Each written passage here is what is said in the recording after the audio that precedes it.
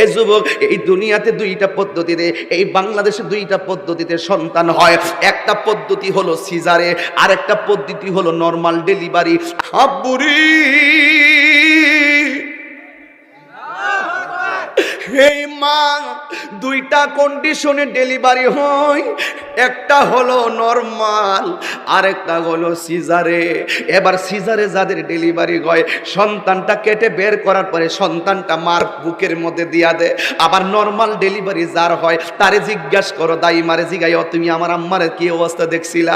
দাইমা কইব, তাহিরি গো, তোর মা যখন তোর পেটের মধ্যে রেখেছে, ভূমিষ্ঠ হওয়ার সময় আমি তোর মার কাছে ছিলাম, আমি তোর মারে অবস্থা দেখেছি। তোর মা কয়েকটা কথা কইতো, মাঝে মাঝে 7 মাসের কালে, 8 মাসের কালে কইতো, ও বোন, আগে যদি জানতাম সন্তান পেটে নেওয়া এত কষ্ট, তাইলে পেটের মধ্যে কোনোদিন